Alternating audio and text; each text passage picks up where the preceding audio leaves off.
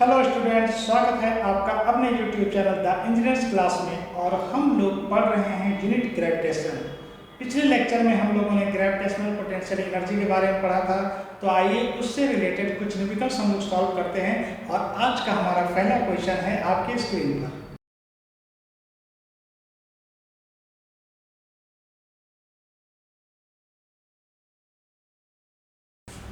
जैसा कि स्टूडेंट्स हमारे क्वेश्चन में हमें दिया गया है कि हमारे पास में तीन ऑब्जेक्ट हैं जो कि इक्विलैटरल ट्रायंगल के वर्टेक्स पर लोकेट कर रहे हैं।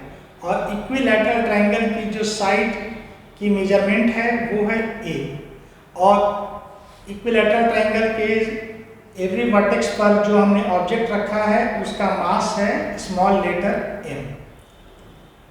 तो इस शेप से अगर मैं सारे ऑब्जेक्ट्स की बीच की डिस्टेंस को बढ़ा दूं और वर्टेक्स के बीच की जो डिस्टेंस है, दो मासेस के बीच की जो हमारी डिस्टेंस है उसकी डिस्टेंस को मैं डबल कर दूं तो एक और इक्विलैटरल ट्रायंगल तैयार होगा।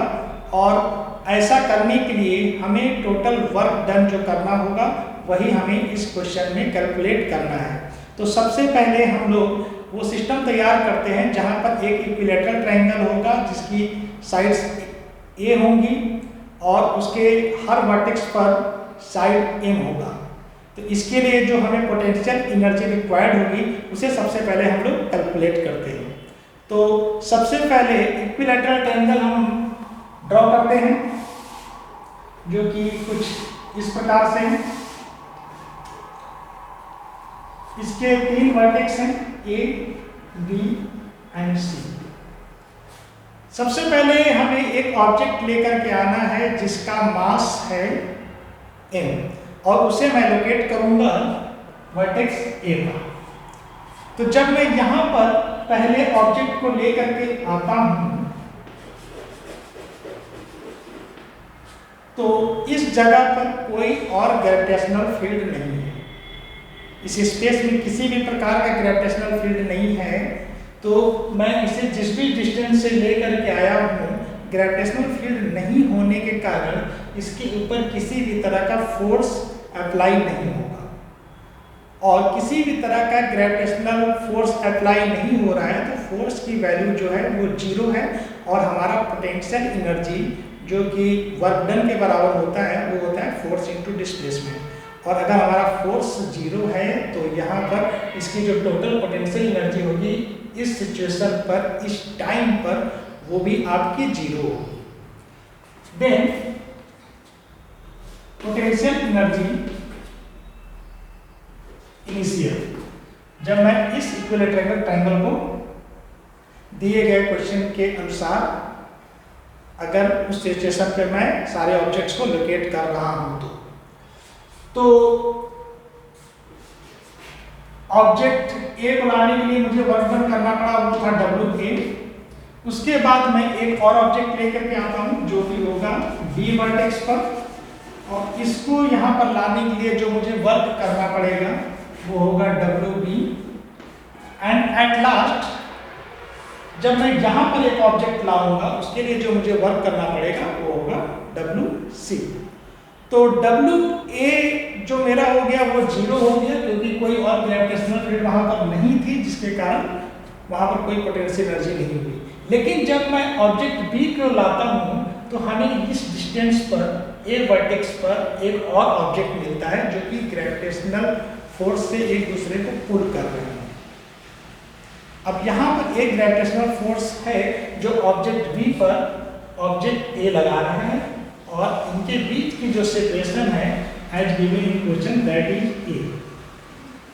तो इसे यहाँ पर लोकेट कराने के लिए जो मुझे पोटेंशियल एनर्जी की रिक्वायरमेंट होगी, और हमारे पोटेंशियल एनर्जी का फार्मूला जो होता है वो होता है -g mass of object that is n kg and its mass is also n kg। Then g m1 into m2 that is m square and its separation is a। इसके बाद अब हम ऑब्जेक्ट C को इस position पर लाते हैं और object C को जैसे हम इस पोजीशन पर लाते हैं तो यहाँ पर सबसे अधिक जो गौर करने वाली बात होगी कि इस ऑब्जेक्ट पर जो ग्रेविटेशनल फोर्स लगाने वाले बॉडीज होंगे वो पहले से हमारे पास उपलब्ध हैं, जो कि पहले से हमारे पास में ऑब्जेक्ट ए है, ऑब्जेक्ट बी है। ये दोनों जो हैं इसके ऊपर में ग्रेविटेशनल फोर्स लगाएंगे और इन दोनों के फोर्स के कारण ही इसके ऊपर में एक पोटेंशियल एनर्जी जनरेट होगी।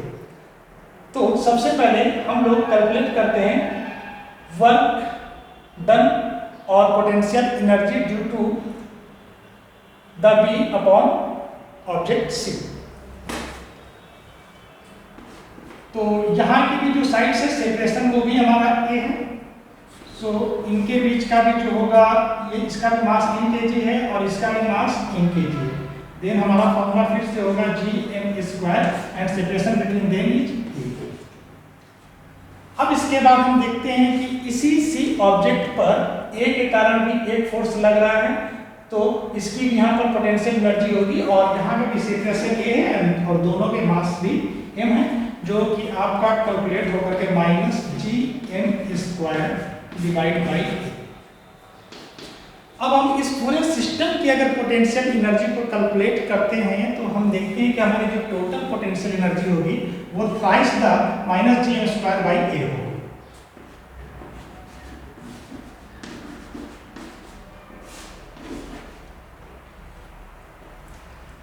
अब हमारे क्वेश्चन में जो हमें अगली बात बताई जा रही है कि हमें इनके बीच के सेपरेशन को बढ़ाना है और इनके बीच के सेपरेशन को मैं बढ़ाता हूँ और इसको डबल कर देना है, ए से 2a कर देना है।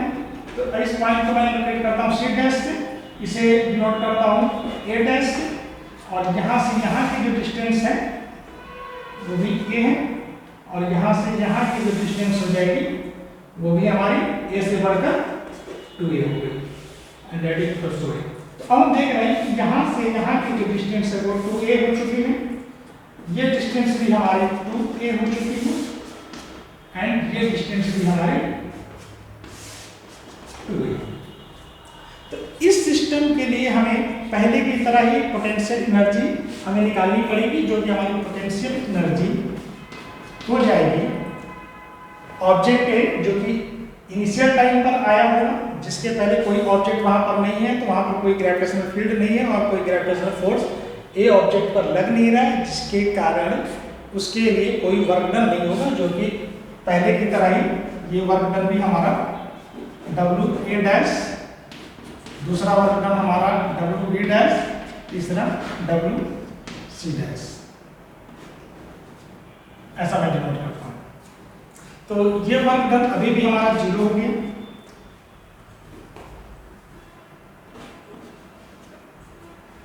अब WB मैं निकालना चाहता हूँ, तो अब हमारी जो WB है इसके ऊपर इसके कारण फोर्स लग रहा है, दोनों के बीच की सेपरेशन भी है, तो हमारा पोटेंशियल एनर्जी चेंज हो करके जो इस बार बनेगा वो -gm² और बीच की सेपरेशन हो गई है 2a। फिर से हम आते हैं C पर आते हैं। C ऑब्जेक्ट को जब मैं यहाँ पर लोकेट करता हूँ, अब इनके बीच की सेपरेशन 2 है, a है और यहाँ से यहाँ की सेपरेशन भी 2a। तो अब जो पोटेंशियल एनर्जी इसके ऊपर आएगी due to object B and due to object at A'। तो हमारी potential energy as previously counted here -gm² divided by 2a plus -gm² divided by 2a।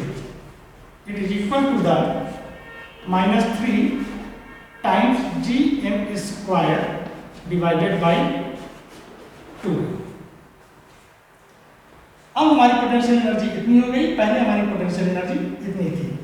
तो अगर हमें वर्क डन करना है इस सिचुएशन से इस सिचुएशन तक, तो मुझे फाइनल पोटेंशियल एनर्जी से इनिशियल पोटेंशियल एनर्जी को सब्ट्रैक्ट करना पड़ेगा और हमारा वर्क डन हमें मिल जाएगा।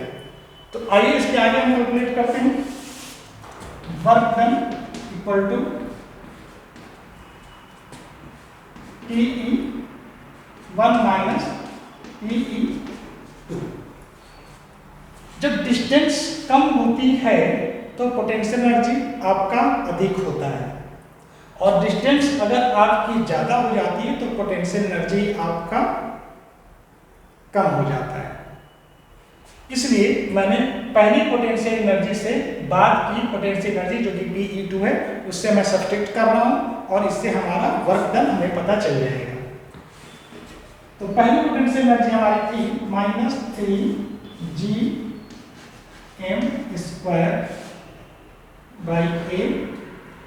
उसके बाद जो हमारी पोटेंशियल एनर्जी आई वो आई -3gm²/2।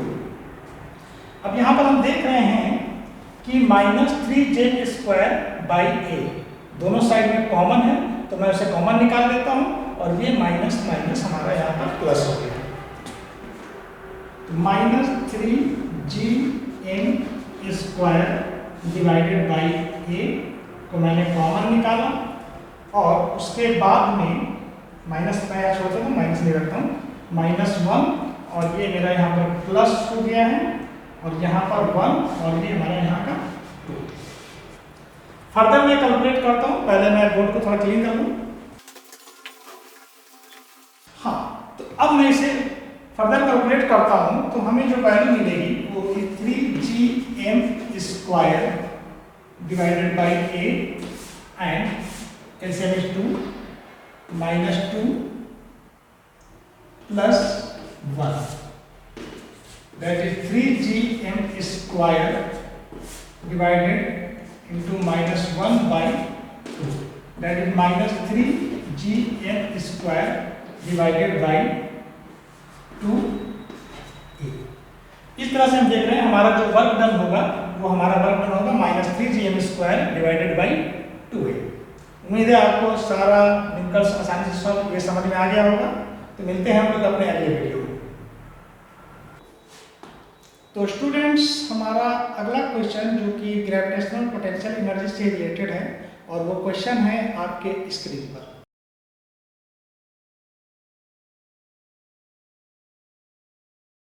स्टूडेंट्स, इस क्वेश्चन में हमें बताया गया है कि हमारे पास में एक लार्ज स्फीयर है जिसका मास 10 kg है, और उस स्फीयर के सरफेस पर एक छोटा सा स्फीयर और है जिसका मास जो है वो आपका 100 ग्राम है।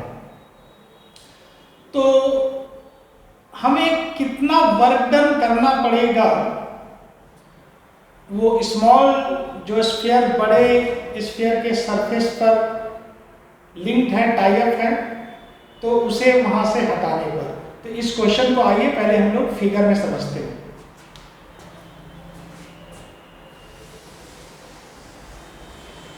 एक हमारे पास में लार्ज स्फीयर है जिसका रेडियस यहां से कैपिटल R, और इसी स्फीयर का जो हमारा मास है वो है 10 kg।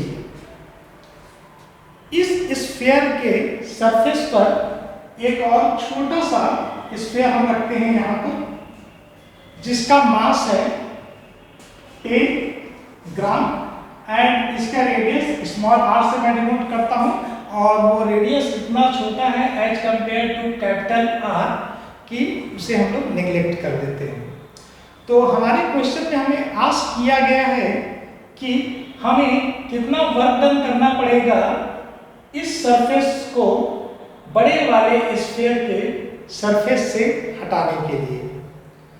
तो जो भी इसकी पोटेंशियल एनर्जी बन रही होगी इस सिस्टम की, अगर उतनी पोटेंशियल एनर्जी हम अपने वर्क डन के द्वारा दे दें तो हमारा ये स्मॉल स्फीयर इस लार्ज स्फीयर के सरफेस से रिमूव हो जाएगा। तो जो क्वेश्चन में हमें पहले डाटा दिया गया है उसे हम सबसे पहले यहाँ पर लिख लेते हैं।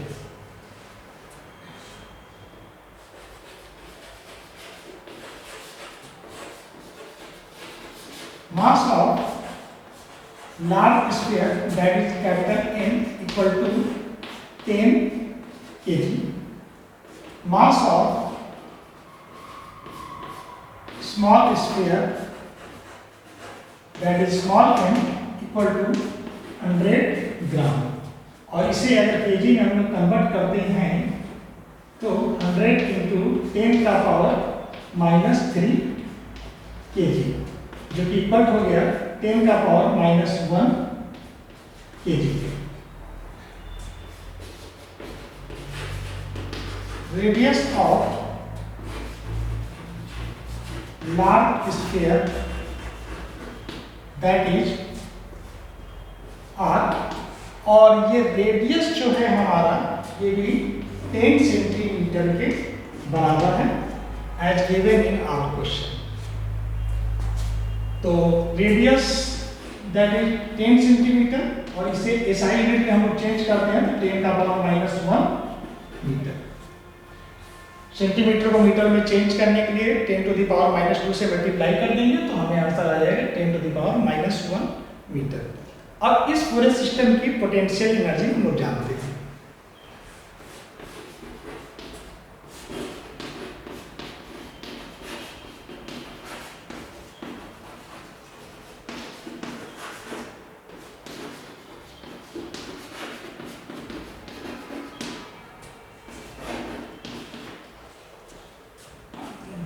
ग्रेविटेशनल पोटेंशियल एनर्जी का जो हमारा फॉर्मूला है -g mass of larger object into mass of smaller object and distance between them that is r।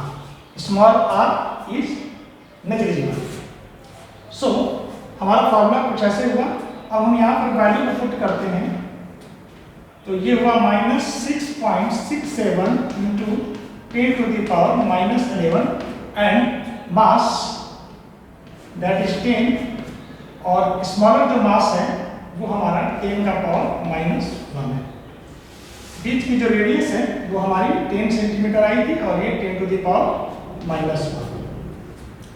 तो 10 to the power -1 से 10 to the power -1 is cancelled out and minus, और इसे calculate करते हैं further -6.67 into 10 to the power -10 joule. इस system की potential energy जो हमारी निकल करके आ रही है वो कितनी आ रही है, और हमें इतना ही वर्क डन करना पड़ेगा। अगर हम इतनी एनर्जी अगर हम अपोजिट डायरेक्शन में लगा दें तो इतना ही वर्क डन हमें करके देना पड़ेगा, जो कि इस सिस्टम की पोटेंशियल एनर्जी है। So work done required that is equal to -6.67 into 10 to the power -10 joule. That is our answer. तो स्टूडेंट्स हम लोग अपने अगले वीडियो में मिलते हैं, तब तक कीप स्टडिंग। उम्मीद है कि हमारे सारे लेक्चर्स आपको समझ में आ रहे होंगे, और आपके कोई डाउट्स हैं तो वो आप कमेंट सेक्शन में हमसे पूछ सकते हैं। और हमारे वीडियो को ज़्यादा से ज़्यादा वॉच कीजिए, शेयर कीजिए, अपने फ्रेंड सर्कल में शेयर कीजिए, और कोई डाउट हो तो उसे आप कमेंट सेक्शन में ज़रूर कमेंट करिए। हम पूरी कोशिश करेंगे कि आपके डाउट से रिलेटेड क्वेश्चन हम लोग बना सकें। तो चलिए मिलते हैं हम लोग अपने अगले वीडियो में, तब तक के लिए बाय बाय स्टूडेंट्स।